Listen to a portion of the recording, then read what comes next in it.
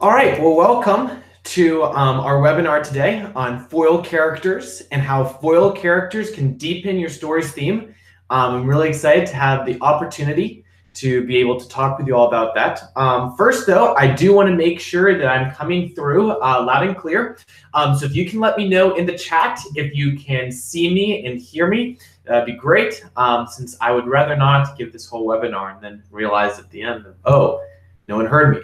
And yes, if you've been to one of my previous webinars, I've made that joke every webinar. I'm aware of the fact that it's getting old at this point. I apologize for that. Eventually, I'm going to have some, I don't know, some new joke or thing to say there, because otherwise, you know, you're just going through the routine. And I have a routine joke, and routine jokes don't work. So I don't know. Next time, I'm going to have to come up with something else to put here. To avoid boring those of you who have been to many of my webinars and are wondering why I keep telling the same joke. Okay, so I can see a lot of people are able to see and hear me, so that's great. So we can, you know, move on from my, you know, bad repetitive jokes, or maybe it's your new time and you actually, you know, didn't hear that before. In any regard, I'm really excited to be able to talk with you today about foil characters. As I think I mentioned in, you know, one of my emails, foil characters are, you know, are probably my favorite, my favorite fiction writing concept. I first learned about foil characters. Well, I don't know. I first learned about foil characters in high school literature class, but I first learned how they can be applied to storytelling with theme in my freshman year of college. And when I learned it from my fiction writing mentor at the time, it blew my mind about, oh my goodness, there is so much untapped potential with how you can use foil characters together with theme in order to create a really compelling, really interesting story in a really practical way. And so I'm excited to be able to talk with you today about that and hopefully be able to teach you a lot about theme and foil characters and some other things. So let me get my PowerPoint show going so you can look at some interesting things on the screen that are not just my face. They're more interesting things they I have to show you today. So let me know if you can see the PowerPoint that's on the screen right now. Sometimes when I switch to this, I've accidentally ended the webinar. I'm hoping I didn't do that today. So let me know in the chat if you can see this first screen that says the problem. What do strong themes practically look like? All right, got people saying they can see it. So let me turn this into broadcast mode. All right. So as we're thinking about foil characters, one of the things that I want us to think about is I want us to think about, you know, I want us to think about the problem that they're solving. Because at least I know for myself as a writer, or just myself as a person, I'm not likely to do something if I don't see the benefits of that thing. All right. And so one of the things I want us to begin by talking about is talk about the problem. Because, you know, every new concept you learn in fiction writing takes work to implement. And if you don't know why you're doing something, you're probably less likely, at least I know I am, to go through all the work of doing it. In foil characters, well, they solve a number of different problems. But one of the problems I want us to think about today is they want us to look at the problem of what strong themes practically look like in a story. Because over the past couple of weeks, I've been thinking about how a lot of Christian writers struggle with this kind of thing. All right.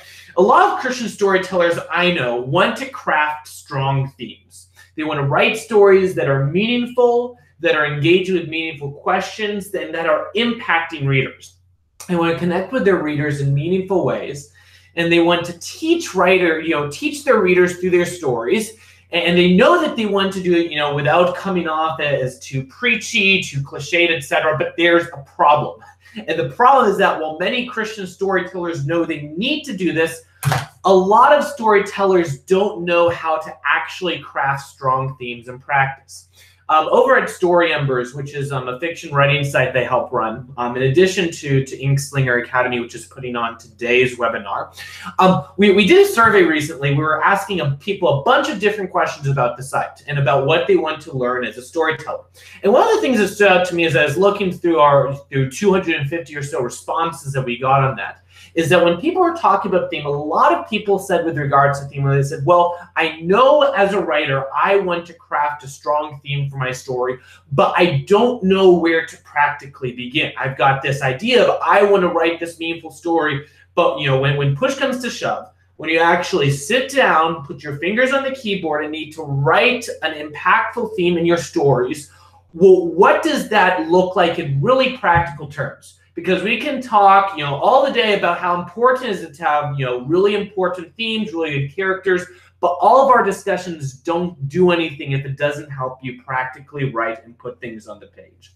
All right, and that's what I want to talk about today, because I don't want to spend today talking about characters and theory or themes and theory or any of that. We'll talk some about that, but what I want us to focus on is, in practice, what does it actually look like to craft strong themes, and how can the concept of foil characters help us to do so? All right. Now, there are a number of different ways that you can craft strong themes in practice. One of the really, big central ways is through character arc. So you give the protagonist a character arc. As you bring the character along a character arc, you unpack the theme of your story. That's a really important concept of theme, but we're not going to really talk about that today. There are a lot of other great resources that talk about character arcs and how to pull them off effectively.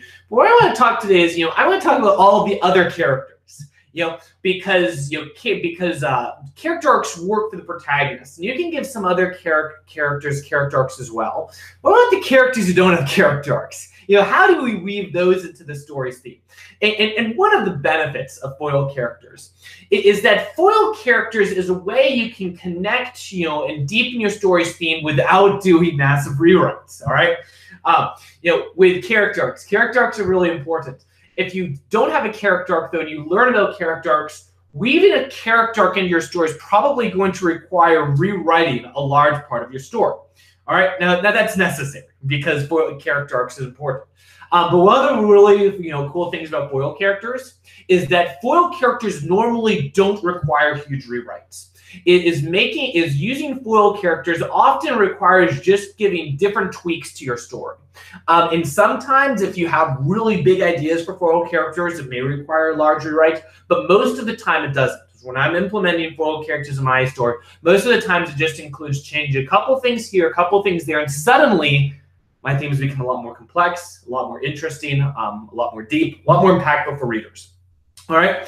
So this is this is a problem that I think foil characters is going to be able to help you with.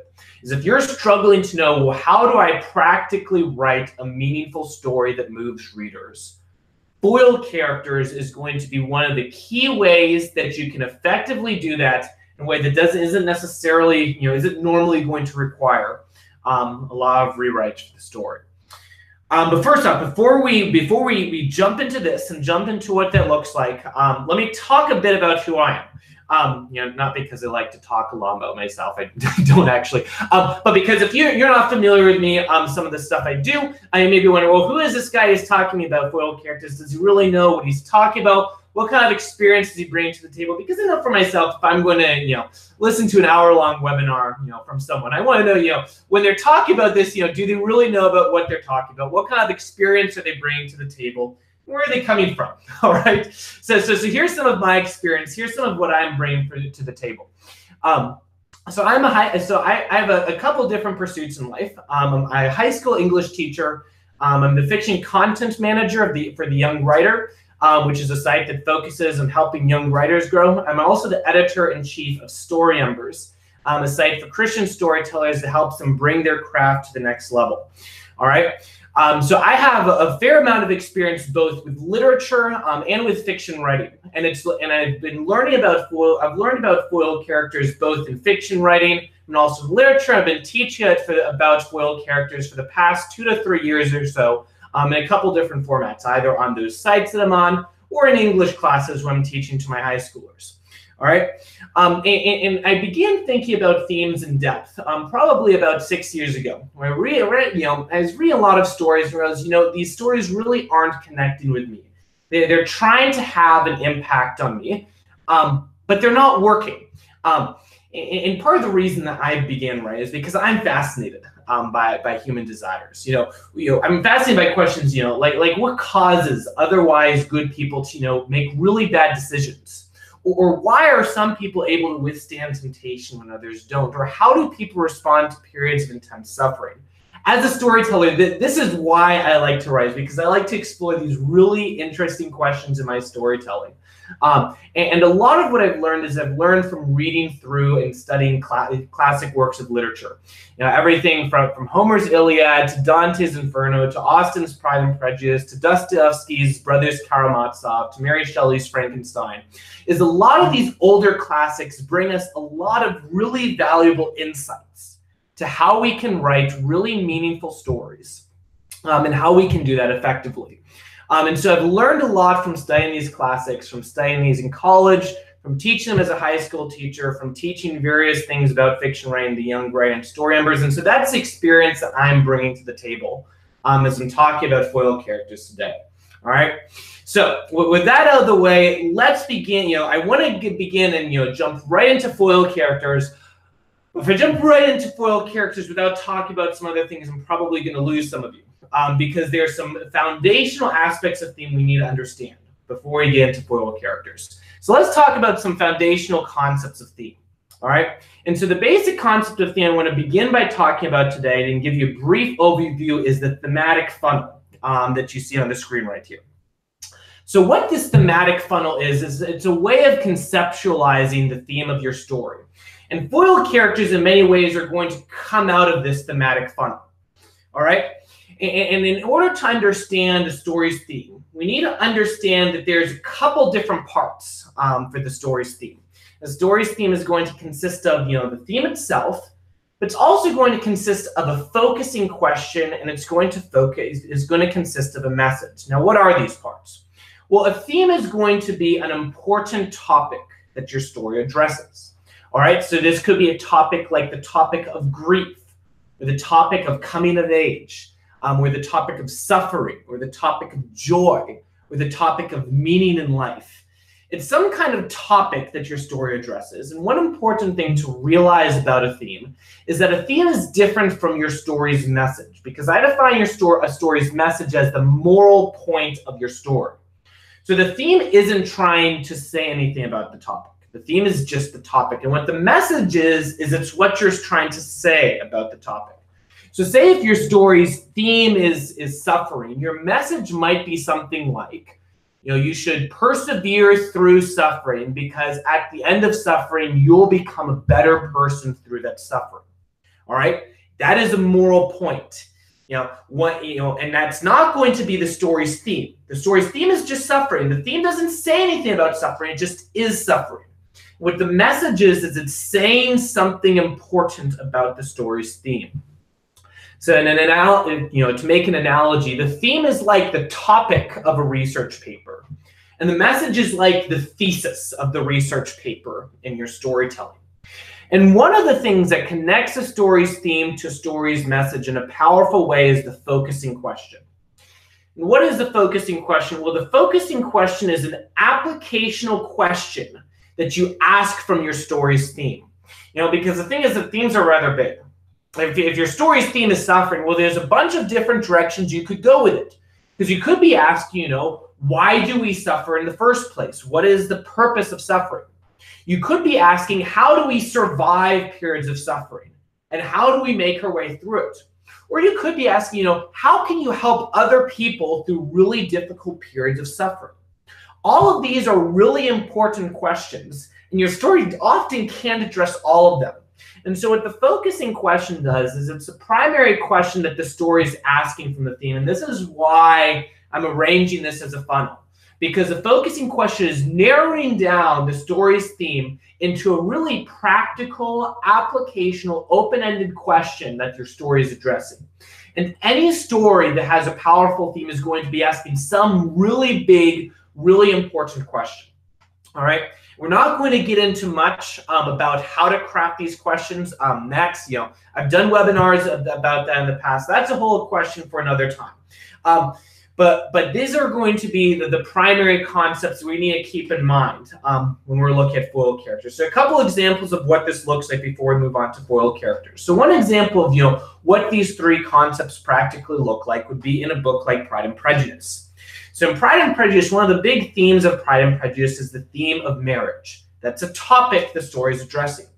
One of the big applicational questions in the story is Pride and Prejudice is grappling with the question of what should you look for in order to have a good marriage. When you're looking for a spouse, what should you look for if you want to have a good marriage? And we see, all right, and the story is exploring that question of what does a good marriage look like and how do you achieve the good marriage. All right, and eventually at the end of the story, you finally get to the message, which is that in order to have a good marriage, you need to find someone who's able to help you grow as a person and where you're able to help them grow as a person. Good marriages look like marriages where both people in the marriage are able to help the other become, better human beings who are more sanctified, more virtuous, and so on. So that's what these concepts look like in something like Pride and Prejudice. All right. In a more recent example, in the class, we're getting, it's December 15th. We're coming up to the Christmas season. One of my favorite Christmas movies is It's a Wonderful Life. All right. And It's a Wonderful Life, the theme of It's a Wonderful Life is looking at, the meaningfulness in life. It's looking at, meaning in life and the focusing question of what is a meaningful life. All right. And eventually in the story, we get to the message that a meaningful life is one that's, serving others and serving the community. And that when you serve others and care for others and do what's best for others, even if it doesn't necessarily help yourself, that's what gets to a meaningful life, or as the film title suggests, a wonderful life. All right. So these are foundational concepts. We're not going to be focusing on these much today, but we need to understand these if we want to understand characters, because these form the bedrock of the story's theme. And because foil characters spring from a story's theme, we need to understand these concepts if we want to understand what foil characters are and what foil characters look like. All right. So now let's get to the meat of the matter. Let's actually get to what our topic for today is foil characters and what a foil character is. There's a bunch of different things we need to discuss, but let's start at the ground level. What is a foil character? So today I'd like to define a foil character as a character that is set in contrast to another character, normally the protagonist, in order to highlight certain virtues or flaws of one or both of the characters. So foil character is a character that is set in contrast to another character, normally the protagonist, in order to highlight certain virtues or flaws of one or both of the characters. All right? And another way of putting it is that they are a paradox of similarity and dissimilarity. So a foil character happens when you make direct comparisons between two different characters in order to cause readers to mentally compare these characters in order to make their similarities and differences more clear. All right. So in school, if you've ever had to compare or contrast two characters, often those are going to be characters who are foil characters. And this is one reason why you might want to create foil characters as a character if you want to compare and if you want readers to compare and contrast two characters in their minds.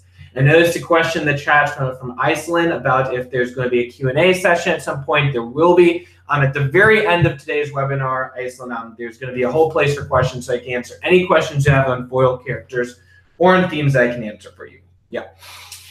So foil characters are two characters who have key similarities and key differences. But at least for myself, if I'm going to learn a concept, I need to see what it looks like in action.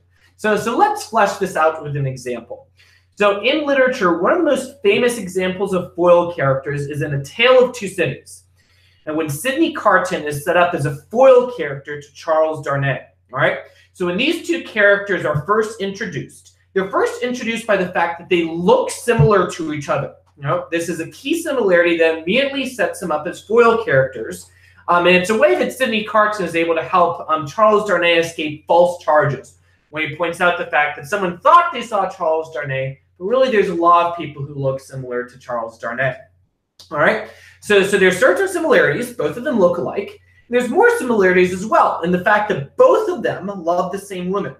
Both of them love Lucy Manette, and this further cements their status as foil characters. Both these characters look similar, they love the same woman, and so as a result, most readers may start to compare these two characters to each other.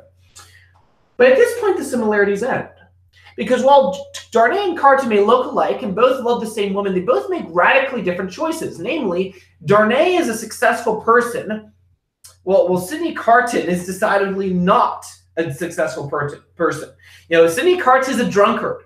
He's smart, but he doesn't accomplish anything in his life. He spends his life drinking and moping around at home. He doesn't accomplish anything because he makes foolish choices. Charles Darnay, on the other hand, tends to be a more respectable member of society in that he works hard, he doesn't get drunk, he works for a living, he's quite successful. So Darnay is much more successful because of the choices he makes, while Carton is not. There's another difference as well, namely that Darnay is successful, in their pursuit of the same woman. And that while both of them love Lucy Manette, because Darnay made better choices, he ends up marrying Lucy, while Carton does not. And what Dickens is doing is he's trying to set these two up as foil characters so that we're comparing these two characters and thinking about, well, given their similarities, why does one end up at a really good place in life while the other does not? And by creating parallels and contrasts like this, what Dickens is doing is he's bringing both of these characters to the forefront of the book, and he uses their differences as a way of deepening characters. Because we're able to better understand who Sidney Carton is when we understand who Charles Darnay is. We're better able to understand who Charles Darnay is when we understand who Sidney Carton is. All right, and eventually their role as foil characters is also really important to the way the book ends. If you've read the book, you know why this is so important. If you haven't read the book, though, I'm not going to spoil the character here for you. All right? So what I've provided here is a definition and example of a foil, but what I want us to think about today is we're not just talking about foil characters in the abstract. We're talking about how do you use foil characters in order to deepen the story's theme. And that's what I want us to think about, is how do foil characters deepen your story's theme? All right? Because as you think about how you're going to use foil characters in your story, one of the primary benefits of foil characters is not just that they're cool literary concepts, and it's cool to make people compare and contrast characters, but it's that they actually deepen a story's theme. Because when you use foil characters, you're able to make your story more meaningful and impact readers more. So let's think about what this looks like. All right? So in A Tale of Two Cities, one of the things that happens is because Charles Darnay and Sidney Carton are living very different lives. One of the big questions of the story is it's actually asking a similar question to It's a Wonderful Life, because it's asking the question of what makes a meaningful life.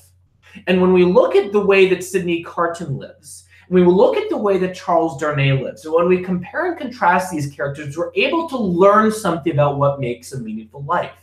We're able to learn by their example that that working hard and striving to achieve things instead of getting drunk all the time, is probably going to be more likely to make you live a meaningful life.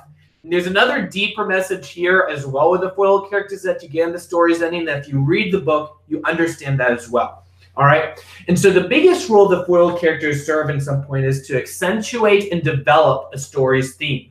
Because a story's theme can be developed by looking at the similarities and differences between two different characters and how they complement and contrast each other. All right. I noticed, one person put in the chat that, even the first lines of Tale of Two Cities set up comparative dichotomies with the best of times, the worst of times, etc. And that's a great point. In the book, one of the things that Dickens is doing is he's making all these comparisons and contrasts because he wants us to see these paradoxes. A lot of Tale of Two Cities is about paradoxes, and that's why these two foil characters work so well. Because what foil characters do is they set up paradoxes. Now, one of the things we need to realize, though, as we're thinking, as we put on our writing hats and we think about weaving foil characters into stories, is that characters are often foils to various degrees. All right, so some sets of characters are going to be really clear foils and have a lot of direct similarities and differences. And these are the kinds that most high school English or literature courses highlight. But there are other characters who you might not talk about in an English or literature class because they're only foil characters in slight degrees and have only one or two similarities and differences. All right, but even though, in the traditional sense of definition of a foil character, people might not talk about these, it's important to realize that foil characters don't need to be obvious. You'll have some foil characters who may only have one or two similarities or differences, and that's it. And it's important to realize that these are also foil characters because I believe that every side character you have in your story, or almost every side character you have in your story, should at least be a foil in this degree with regards to your story's theme. In some ways, in a well-done story, every character is going to be a foil when you bring your story's theme in. Not just the obvious flashy ones, all right? So let me give you some examples so we can think about, what it would look like to make every character a foil character. All right, so one slightly less obvious pair of foil characters comes in the book The Hunger Games from Suzanne Collins, and from the trilogy as a whole. There's a lot of foil characters we could analyze in the Hunger Games trilogy. But one of the foil character sets I want to bring to the forefront is Katniss and Gale. Because Katniss and Gale are both foil characters with regards to a specific thematic question that's asked. Namely, the question of when is it right to play dirty in order to win? And when is it right in war in order to make certain deceptive tactics in order to make sure you win? And at the beginning of the last book in the series, this is set up. As Gale has decided he wants to make certain moves in battlefield, that Katniss looks like and she says, well, this isn't really fair. This isn't right to be playing dirty in these kinds of ways. We may be more likely to win, but she says, aren't we sacrificing our morals in the process? And Gale argues, no, we're not. And what this is doing is this is setting them up as foil characters because there are certain similarities both of them have. All right, both of them are close friends and lovers who care about each other, and they're both fighting for the same side. But there's a primary difference as well, which is with regards to this question, Gale is willing to fight dirty, while Katniss refuses to do so. And so we've got foil characters here because we have similarities and differences. And in a literature class, you might not consider them as foils because there's only certain similarities and differences that they have. But with regards to the story's theme, we can see that they are foil characters, all right? And one of the things that this does is it develops this theme of the story. Because as the story is looking at this question of when is it right to play dirty in order to win, well, we've got two different ends of the spectrum. We have Gale, who is willing to play dirty in order to win. We have Katniss, who is not willing to play dirty in order to win. And we've got these foil characters, and it brings out these stories theme as we see the different places that this leads them. And we'll talk more about this toward the end of our webinar today. All right, another example we can see of foil characters would be in the recent hit Avengers Infinity War. Now, I'm not going to spoil the movie here if you haven't seen it yet. You should. It's one of my favorite movies this past year.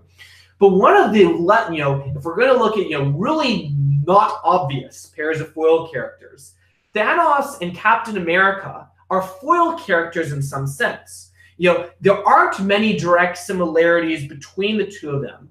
But one of the big focusing questions of Infinity War is when is it acceptable to sacrifice others for the greater good? All right, both Captain America and Thanos are presented with similar choices at certain points in the story, where both of them have the choice to sacrifice someone else in order to bring about a greater good. There's a key similarity, but there's also a key difference, is that Thanos is willing to make certain sacrifices while Captain America is unwilling to make certain sacrifices for the greater good. All right, and so both of in some ways, this is kind of where we're stretching the definition of foil characters. There's many, there aren't many key highlighted comparisons and differences. But as we think about the focusing question, there is a key similarity and difference in that both of them have the same choice and they answer it in two different ways.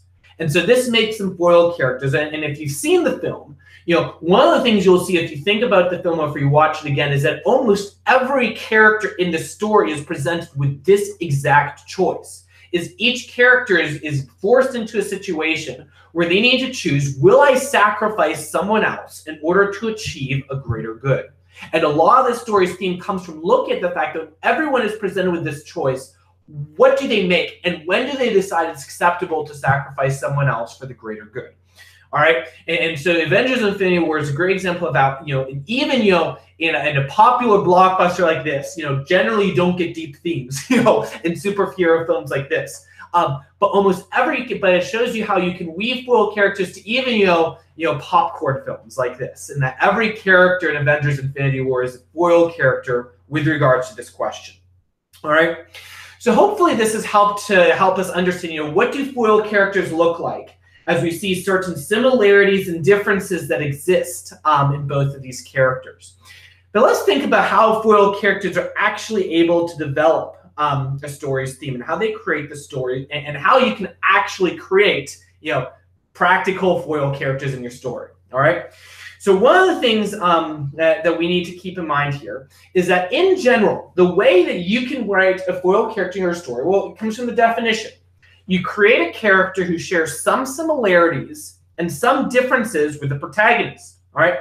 Now, of course, merely saying, you should create a character who has some similarities and differences with the protagonist, sometimes that can be less than helpful, because the question is, well, what does it actually mean, to craft similar protagonists? Well, we've got a couple different options. All right. So one choice would be to do what Charles Dickens does in A Tale of Two Cities and simply make two characters look alike.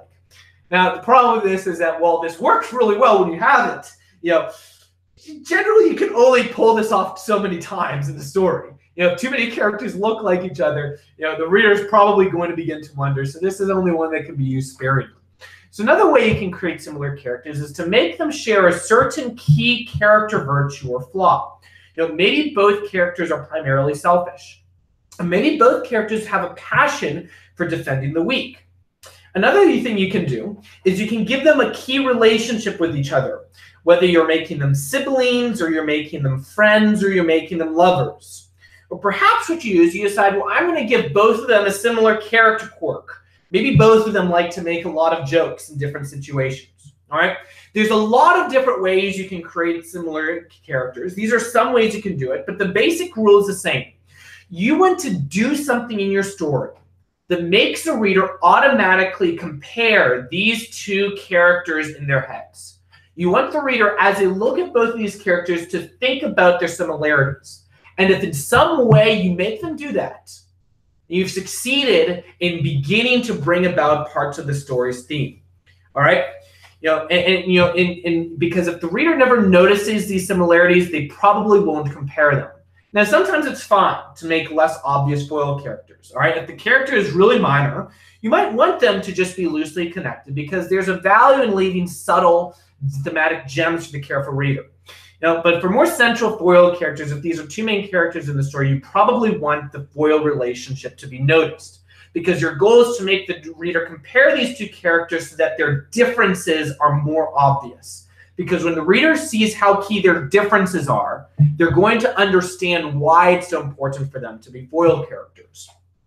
Now, one thing I'll mention is, we've been talking about, the fact that you use foil, you connect two characters, you cause readers to see their similarities to emphasize their differences.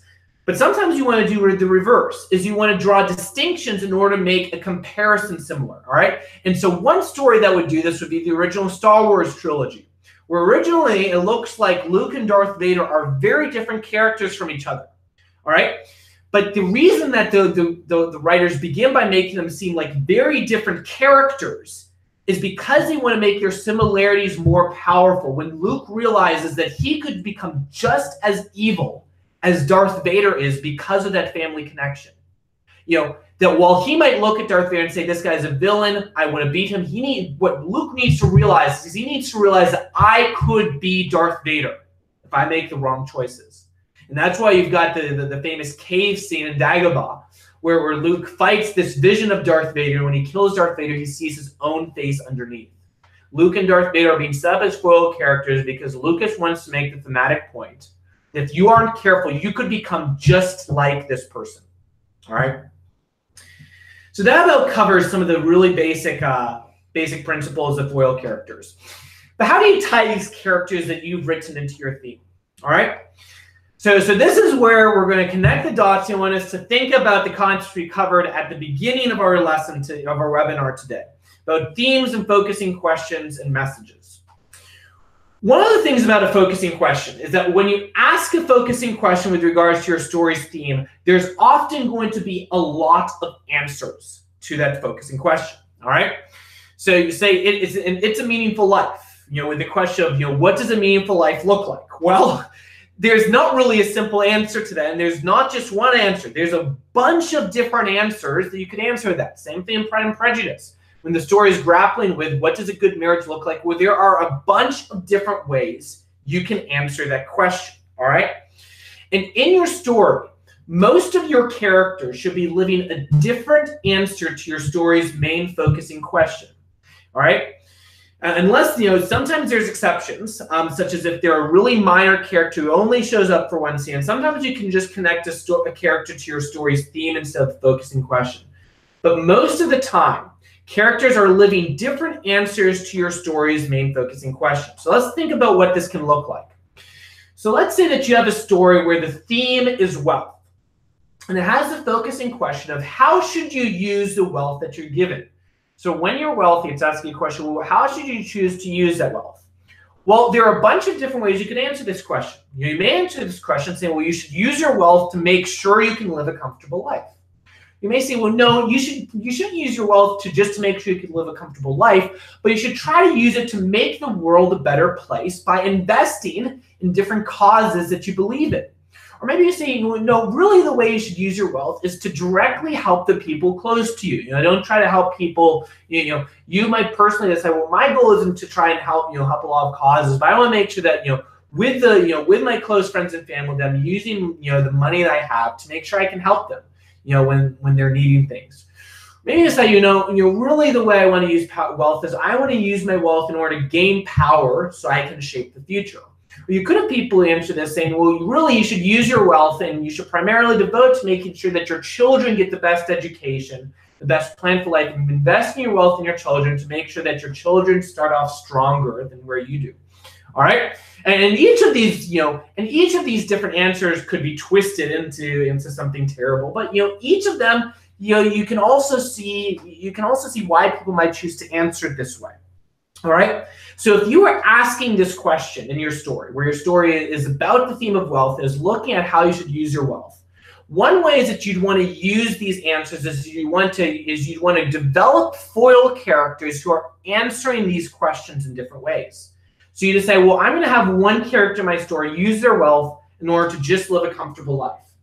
I'm going to have one character in my story use their wealth to help people close to them. And one character is going to use wealth to gain power. Now, they're going to invest their wealth in their children. Now, they're going to make the world a better place. And you have all these different characters who are exploring very different questions, very different answers to the same focusing question. All right?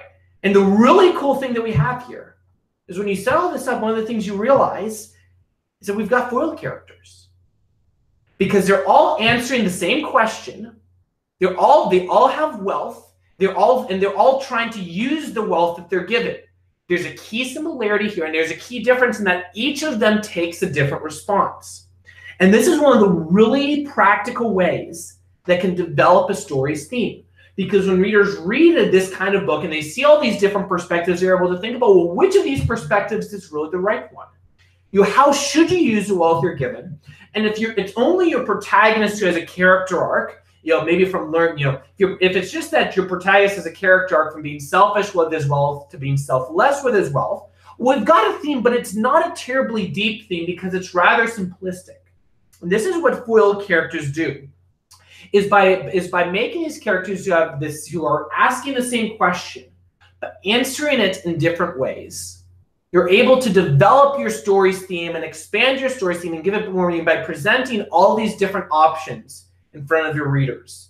And so once you've chosen these different experiments in living your characters can take, you already have the basic form of a character. And at that point, all you need to do is you build off of the base. Because if it's just a similar question and different answer, well, that's the start of a foil character. But if you just have that, it's not going to be much of a foil character. So all you need to do at that point is give them different similarities and differences unrelated to the theme to flesh them out as characters, to flesh them out as foil characters. And with that, you have the basic building block of foil characters in a way that's going to expand your story. All right. Now, there's a lot more we could talk about how to apply this concept of foil characters to antagonists and minor characters. In the interest of time, we're not going to cover today. But what I want to do right now is I want to step back and talk about what moral effect foil characters should have on the reader. All right. And kind of tie back into when we're doing this with our characters, this is something that can be very simple. It doesn't necessarily take much work to give your characters, flesh out, how would this character respond to this kind of question? The question is, well, what's a moral effect that these should have on the reader? All right. And so here's the moral effect that the characters can have. All right. Is that what foil characters do is they make a story's theme as broad as well as deep. Like I've already explained, if you only use character arcs in order to bring out your story's theme, well, the danger is that's going to be simplistic, because you're going to show for one character what it looks like, but you're not going to look at the breadth of options. So let's say you're doing a story about wealth, and you've got your character having let's say your protagonist is a character arc where he begins by thinking, well, you should just use wealth for your own pleasures. And he ends by deciding, well, no, I shouldn't just use wealth for myself. I should use it in order to be a steward of what God has given me. All right. It's a character arc, but the problem is that you're only exploring one question, because there's other questions of, well, what about people who decide to use wealth as a way to influence others? What about people who take a path of secular philanthropy? All right. And this is where all of your other characters in the story come in, because you're exploring other ways of answering your story's focusing question.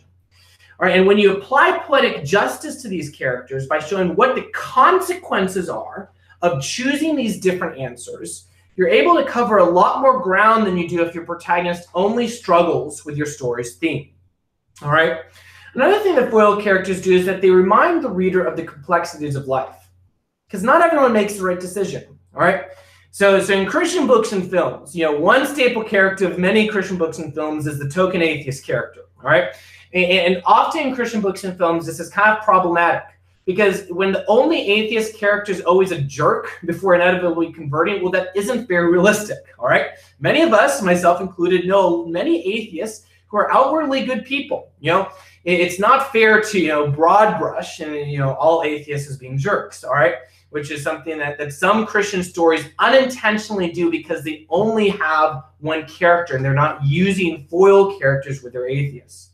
All right, so the solution then to that specific problem is often to include many atheists in a book, so you can, so you're not just broad brushing an entire group of people. And the same principle applies to theme. If you only deeply explore a couple experiments, well, your story may seem simplistic, and that is the last thing you want. Exploring many different experiments in living, many different ways people choose to live their lives, allows you to explore the complexities of life at a much deeper level. It reminds the reader that people take many different paths to the focusing question, which in turn will give you a greater likelihood of meeting the reader where they're at. So if you're looking at the purpose of life, if the protagonist begins with the wrong purpose of life and ends up at the right purpose, your goal is probably to convince the reader that the protagonist has achieved the right purpose in life. All right. The problem is that many readers might not start off in the same position as the reader, or as a protagonist. Sorry, misspoke there. And if the reader doesn't start in the same position as the protagonist, well, they may say, well, for the protagonist, I can see why it makes sense for him to choose this position instead of his original position, because his original position was terrible. The question is, well, what if my position wasn't that terrible position? What if I didn't start out at the same place? And this is where other characters come in. Because if you're able to show with the other characters, you're able to use other characters to explore a number of different ways you can live your life. This dramatically increases your chances of meeting your reader where they're at, so you can more effectively point them in the right direction. Because even if they can't connect with the protagonist and his thematic arc, they may be able to connect with this other character and their thematic arc and the way that they're living their lives, all right? So let's make this really practical. And let's think about what moral effects the examples we discussed at the beginning of today's webinar may be intended to have. So with Sidney Carton and Charles Darnay, Dickens sets up these characters so we can admire the right choices Darnay makes and pity the wrong choices Carton makes. All right, and he draws them so well that many readers can see aspects of themselves in Carton and aspects of themselves in Darnay. And then by sending Carton on a character arc, Dickens shows readers how they should grow as they ought. All right, but because Darnay is also present as a positive example throughout the story, Dickens constantly shows readers the model they want to be pursuing. And so in Tale of Two Cities, you both have the benefits of a flat arc and a positive arc. You're able to see in Darnay, this is the sort of person, we want to become. And you see with Carton, well, if I'm not already that sort of person, how can I become that sort of person by making the sorts of wise choices Carton makes? All right. And so together, these two characters are able to dramatically deepen the story's theme. With someone like Katniss and Gale in the Hunger Games, the story sets up this dilemma of being forced to break moral rules in order to win, but then shows both sides of the coin. Gale agrees that he's going to play dirty, he's going to break the rules, and when he does so, he is able to win. But if you've read the end of the story, you'll know that there's a terrible cost to Gale's strategies, and the strategies end up deeply hurting Katniss, because when you play dirty in order to win, well, there are often a lot of unintended casualties. All right, and so we see the negative side of Gale's choices. We also see the positive side of Katniss's choices. We see that Katniss refuses to sacrifice innocent lives, and she ends up in a better place at the end of the story. And the book's message is made more powerful because we see the reverse as well as the positive. All right, and we see both, here, when we see, the right way to do things and the wrong way to do things, the story is made more powerful because of these foiled characters. All right. Finally, in Avengers Infinity War, with Captain America and Thanos, well, we don't quite get the whole thematic point because it's not fully a complete story. But we can see more powerfully the different ways you can live your lives. You choose to live your life as Thanos, who decides, I'm not going to care about lives. I'm just going to take the ultimate goal. Or he takes, the standpoint of someone like Captain America, who says that, no, we don't trade lives. This is who we are. We're going to act morally no matter what the cost. And by exploring the different places it takes both of these characters, we're not able to fully see the point in Infinity War because, we're waiting until next April and to Endgame to fully see how these thematic questions are resolved. But hopefully you can see that, the thematic question of Infinity War is made more powerful when we see all these characters answering this question different ways. All right, and by setting up all of these examples, what writers are able to do, and what you're able to do as a storyteller, is you're able to use foil characters to make a significant moral impression on the reader. A lot of writers think about character arcs. And they think about, well, with my protagonist, how can I have my protagonist thematically grow? And you absolutely, absolutely need that for a story. But you can't end there. Because if you just end there, well, you've got one character. Well, a lot of great authors do in order to bring out their theme, as hopefully you've seen, is that it's not just the protagonist, but they have other characters also involved. And they're not only presenting the protagonist with difficult choices, but they're presenting the side characters with difficult choices as well. Very similar choices, and they're looking at when two characters are presented with very similar choices, how do they act very differently based on that? And when they act in different ways, what results do they get? What are the consequences of their different sorts of actions?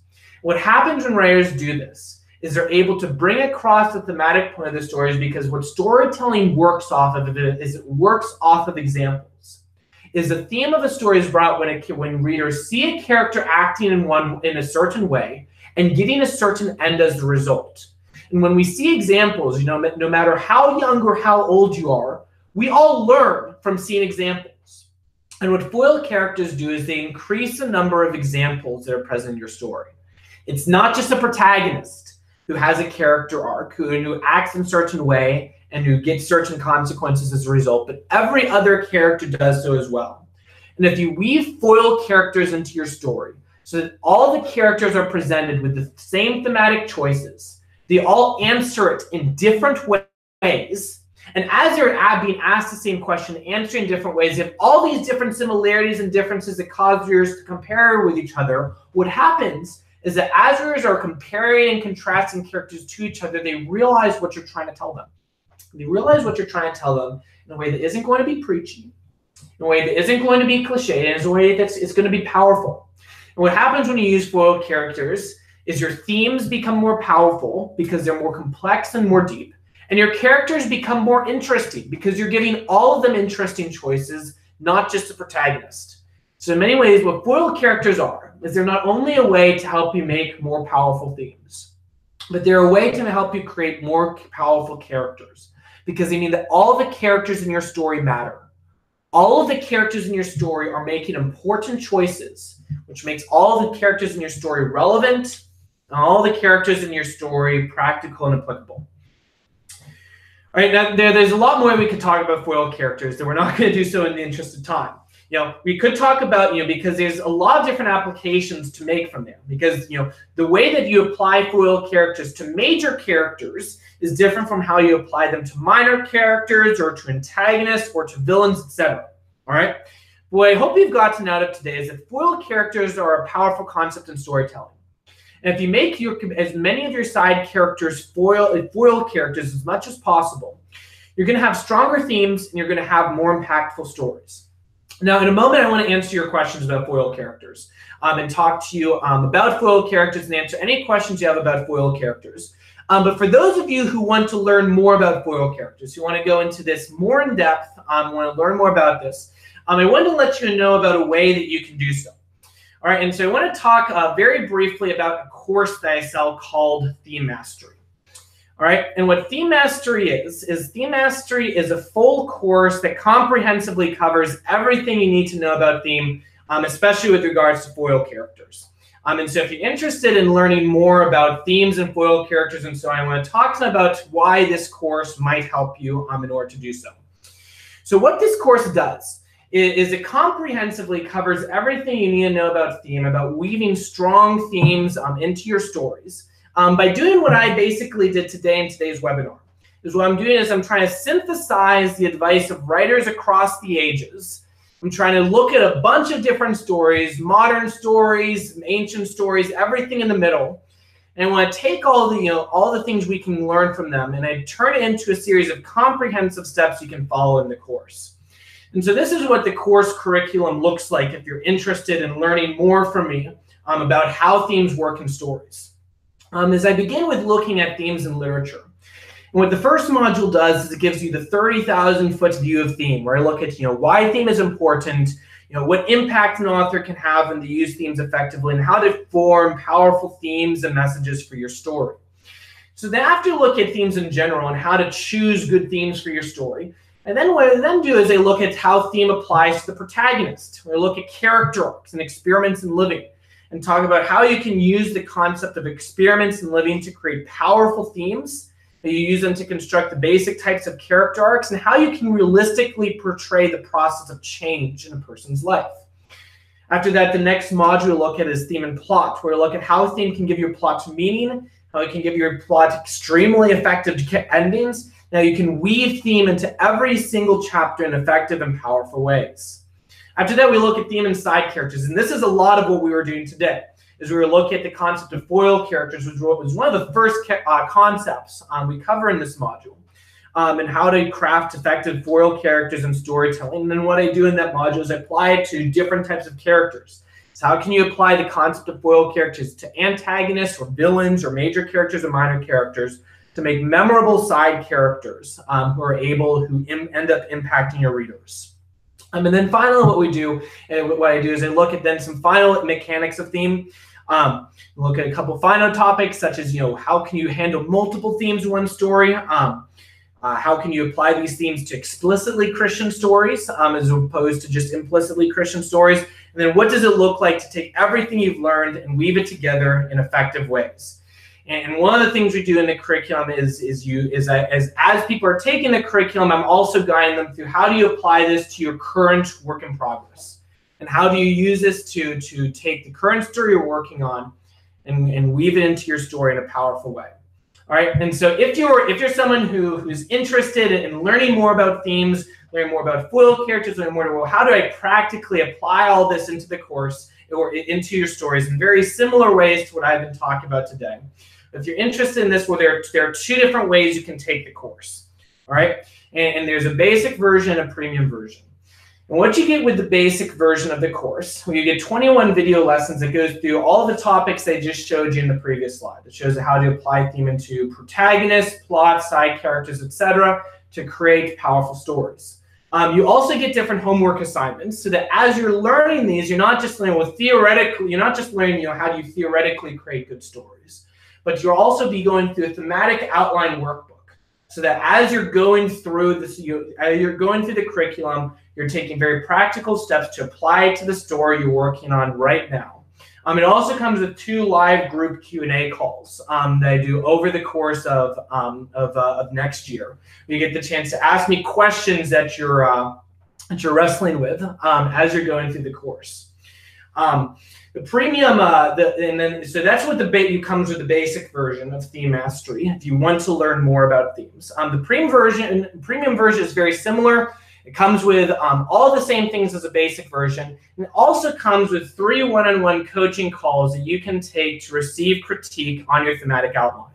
And so some writers, all they want is a basic version. They just want to, I want to learn the concepts, I want to do the homework by myself. But I know there are several other authors I've worked with over the past 2 years who have also benefited from the premium version, where you're talking with me one-on-one. We're talking about your story and how you can weave these concepts one-on-one into the story you're working on. And I know, when I'm thinking about this, one of the questions I have was, well, how much does this cost? And so the basic version is $137, and the premium version is $237.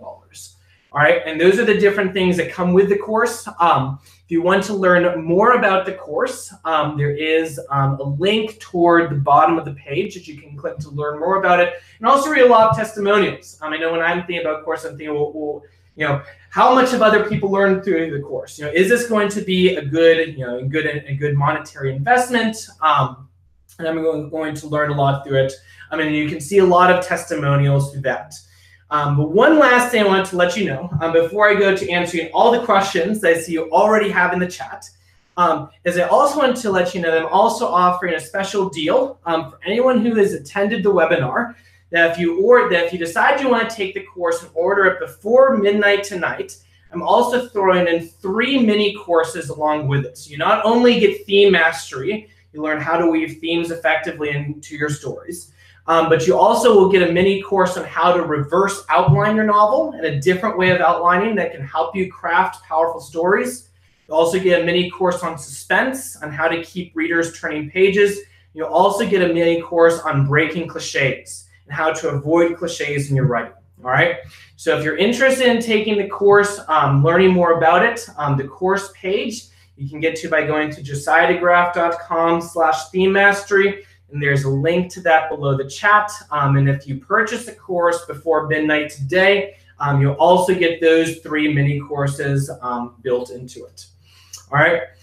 So if you have any questions about the course, you can let me know. In the meantime, I see that there are a bunch of different questions in the chat. So I want to make sure that we get some time to answer those great questions today, and answer the questions you have about foil characters and themes and so on.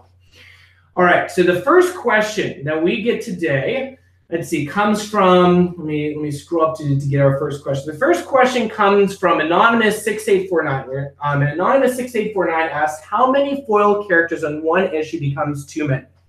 So I'm going to say that largely depends on the issue. Is that one of the things about focusing questions is that stories are often dealing with very broad questions. And so if it's a broad question, in some ways there isn't a limit to how many foil characters you have. Now, that being said, one thing you may want to do is you may want to draw from the theme to create foil questions in addition to the question, all right? So let's take our example of wealth, all right? So if you're writing a story where the primary theme is wealth, and you're asking a question of, how should you use wealth you're given? Well, if everyone in your story, is rich enough to be using wealth, that may work in certain kinds of stories, but may seem unrealistic. Well, why is it that all these characters have hidden fortunes? So to allow this author to explore this theme. All right, and so some things you may want to do is you may want to explore, well, what about characters who may not have a lot of money, who are poorer, and you have to think about when you don't have much wealth, how do you live in light of that? And so it's possible that you may want to derive foil characters from your theme as well as your focusing question, because sometimes your focusing question can be too narrow. You don't want it to be unrealistic, or why is it that everyone is presented with the same choice? This seems a bit contrived. And so if that's the case, you probably want to draw from your theme in addition to your focusing question. So there isn't really a concrete rule, but that'll be something to keep in mind, is if you feel like it becomes more contrived, you may want to think about that. Let's see, next question. Anonymous 43116 is asking, if you're already writing a novel that doesn't have any foil characters, do you need to add them in?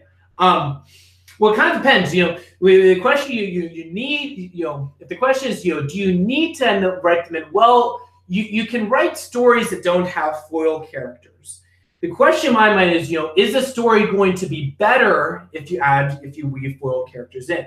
And I think that most stories are going to be stronger with foil characters because it's going to make the characters more interesting. It's also going to develop your theme more.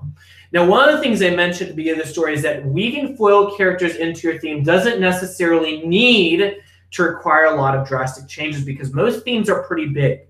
So let's say you have a theme of suffering, all right, and you're asking, and your protagonist is going through a character arc where they're trying to figure out, well, how do you overcome periods of suffering? Well, that's the sort of thing you can easily apply to all of your characters, because the question you ask is for a specific character. Does this character suffer at all, in a big or small way over the course of the story? Well, it's probably easy to see a way where the character is suffering, because in real life, most people are suffering with one thing or another at some point in their lives. And so then all you need to do to make them a foil character is to think about, well, when they are suffering, how might they respond to this in a different way than the protagonist is? And suddenly you have the basic premise of a foil character. Now, how much you decide to develop that's up to you on how much you want to do that. But to answer the question, you don't need to add them in, but most stories are going to be stronger if you add foil characters in, and it's often easier than you think to find ways to weave foil characters in when you're bringing these thematic aspects, when you're thinking about these thematic aspects. Let's see, I've got a question about character arcs. If I've got time, I'm going to answer that, but I want to answer the foil character questions first. So Iceland asks, can two main characters, both point of view characters, be foils to each other? Absolutely. Tale of Two Cities is a great example of this. Most major characters, I'd say, major characters, I'd say, is the case where they should definitely be foils of some sort. Now, they don't need to be obvious foils per se, because we want to remember the fact that foil characters are on a spectrum. You have really obvious foil characters like Sidney Carton and Charles Darnay, but you also have really unobvious foil characters like Captain America and Thanos. So you've got a whole spectrum, and I'd say that if two characters are prominent, you should think about, well, how can I give them at least one similarity and difference with regards to the story's theme, and some other similarities and differences as well to draw it out. So you can absolutely do that with main characters. Anonymous 1498 asks, when should or should not the obvious foil character be the antagonist?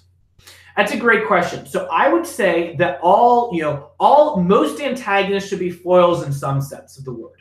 I get into that a bit more, in the theme mastery course of how precisely to do that.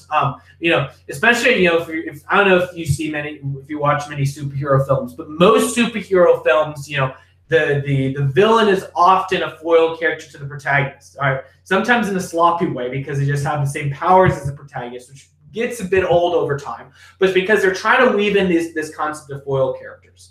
Now your question though wasn't just, can foil characters be antagonists, but when should the most obvious foil character be antagonist?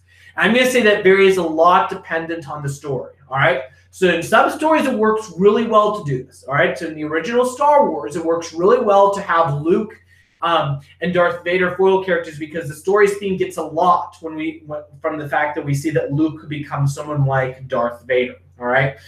All right, but that doesn't always have to be that way. Say Tale of Two Cities, Sidney Carton isn't the villain, and it works really well on the foil character. So I'm not sure that there is a one-size-fits-all answer to that question, but sometimes it works really well for the obvious character to be an antagonist or villain. Sometimes it doesn't. And my best recommendation is to study a lot of examples of obvious foil characters who are antagonists and obvious foil characters who are not antagonists, and then think through which option would work the best for your specific story. Hopefully that answers your question. If there's a more specific angle that would be helpful, let me know if you have any follow-up questions on that. Let me see. Other characters we have here. If your villain is a foiled character and is defeated, is he foiled again? Yes. He is foiled twice in that case. Let me jump back to the question on character arcs. So one person asked, many people after read my story tell me that my characters change too fast. Do you have any tips for giving characters realistic character arcs? Yes. This is something I get more in depth into in the full theme mastery course, if that's something you're interested in taking. But my really short answer to this is that often if your characters are changing too fast, is just because you don't have a middle area. So one of the things I talk about in theme mastery is that one of the most helpful tools I find for understanding foil characters is a Venn diagram. So if you think about a Venn diagram is where you have two circles and you have an overlapping area in the middle. All right, and thematically, those two circles represent two different places where the characters are. Maybe one circle represents, the character's being selfish, and the other character represents a character being selfless. All right, but the important thing about Venn diagrams is that you have a lot of area in the middle. And what's happening in the middle area, where it's a place where the character is both living selfishly and he's living selflessly, and he's kind of torn between those two options. All right, and so if you think of what Paul says in Romans 7, Paul in Romans 7 talks about the fact that he feels torn between two options. He knows the right thing to do, and yet he does the wrong thing anyways. And so if your character is changing too fast, often what that means is that you need to spend more time with your protagonist in the middle, where your character isn't acting, in completely the wrong ways with your story's theme, or acting completely in the right ways, but he's in the middle, where he wants to do the right thing, but he often messes up, and he has to learn how to do the right thing. And I encourage you to just think about your own life. If you think about your own life, if you're living in the wrong way, and you want to change and start living in the right direction, probably, as much as you may like it to be, it's not an instant switch for you. It's not a case where you suddenly change from always doing the wrong thing to always doing the right thing. Real life doesn't work that way. It's a very slow and gradual process where you mess up a lot of times and you learn to get over those mistakes, and it's a very gradual process where you're in the middle of that Venn diagram. You're not perfectly selfless. You're not perfectly selfish. You're trying to learn how to be more selfless and conquer those selfish tendencies. And so my recommendation in that case is to think about, how can I spend more time with my protagonist in the middle, where they know the right thing to do, but they're struggling to do that, and use that in order to bring it about. Let's see, what other questions do we have here? Actually, I think I can change it. We don't need the slides anymore. So I'm going to, well, actually, that might end the call. I don't want to do that. Hold on. No, I think they'll be fine. I can safely hit that. Okay. So back on webcam, so you actually see me again as I'm answering your questions. Let's see, a couple other questions we have here. How do you make atheist foil characters without it sounding cliche? Well, if you're a Christian storyteller and you're trying to depict atheists well, without being cliched, overly preachy, etc., one of the biggest recommendations I'd have is, a lot of effective storytelling comes from mimicking, what you see in real life. It becomes from mimicking, how do real people act in real life? And so my recommendation in that case would be to consider, if you know atheists in real life, what do they act like? They probably don't act like the stereotypical character in Christian fiction. So I think about, how do they act and how can I mimic that? One of the most important things to realize is that, I think one trap that Christian storytellers can fall into is as Christians, when we have a strong moral foundation, I think sometimes we can get into the trap of thinking, well, if someone does not have a strong moral foundation because they don't have Christ, well, that means they must act terribly because they don't have perhaps a reason to act morally. All right. And the problem is that most atheists don't think that way. Is they do have reasons why they want to act as a virtuous and moral person, either because they just legitimately want to help others, or because it makes them feel better about themselves, and because they believe it leads to more fulfilling life, and so on. People don't always act the way we think they should act as Christians. And so my recommendation would be to think about, how do real people act in real life? If you don't know atheists, maybe look at some books or films that are depicting them well. In other words, you want to pick them as full human beings, where you're not portraying them, as completely black and white, but you're portraying them as real people. One person mentions that hideous strength as an example. Yeah, that can be an example. That'd be one example of how to depict them well. I'm thinking about other really good examples I've seen. One of my favorite Christian films is Believe Me, which is, most of the characters in that story are actually atheists, and explores, why do they act the way that they act, and then also is a good depiction of that. All right, let me see. Last questions for today before we close off. So we're going to be closing down at 3:15 or so. One person asks, how do character arcs work in short stories? Short stories are complicated because you often cannot portray a full character arc in a short story. Sometimes you can, most of the times you can't. What I recommend for short stories is to only portray part of a character arc. So you're not trying to portray a character, fully living the wrong way to be fully living the right way.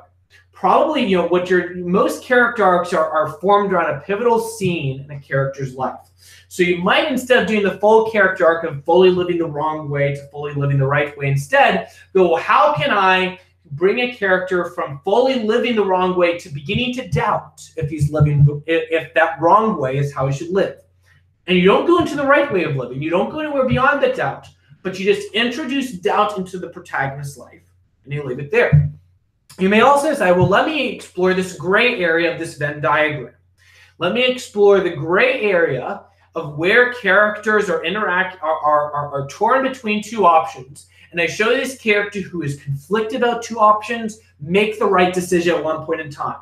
And I'm not showing him coming out of the wrong position. I'm not showing him finally achieve the place he should be, but I'm simply showing one of the victories they make as he's struggling between two options. Or maybe you're portraying things toward the end. We're portraying him from the place of, how do I move from a place where I'm regularly battling between two options to a place where I can really be secure? We've got a character arc from cowardice to courage. How do I move my character to a place where the character is fully courageous? It's not just that they individually make courageous decisions, but they're consistently living courageously. And you're showing, well, what moment can bring the character to the point to where they're mostly courageous to where they're fully courageous and where they can fully conquer their problem. And so that's what I'd recommend doing with short stories, is don't try to portray a full character arc. Instead, only try to portray a portion of the character arc, because that's often more effective. There are a few short stories I've read that effectively do a full character arc. Most of those tend to be on the longer side. That takes a lot of work to do that effectively because change is hard, and portraying a lot of change in a short period of time is really hard to do. So most of the time, I just recommend doing a portion of the character arc, because often that's more realistic to the way that people change. Most people do not drastically change overnight. Whether we like it or not, change is a long process that we go through for our entire lives. All right, well, that answers all the questions, and that brings us to the end of our time today. So thank you all for coming out. I hope you've learned a lot about foil characters. If you're interested in learning more about themes, about foil characters, I'd recommend you check out my Theme Mastery course. Enrollment of the course is not always open. So if you want to take the course, enrollment is only open until next Wednesday. Then I'm going to close it down to the summer, because I want to spend some time working with the students currently taking the course with the live Q&As and such. So if you're interested in learning more about the theme, I'd recommend checking that course out. If you have any questions about the course, about what it covers, but anything else, after reading the sales page, feel free to email me at josiah@josiahdegraff.com. I'm happy to answer any additional questions you have. So with that, thank you for coming out. I hope you've learned a lot from today. Now take these foil characters, apply these to your storytelling, and craft some excellent stories with them. So thanks for coming out, and I will see you all later.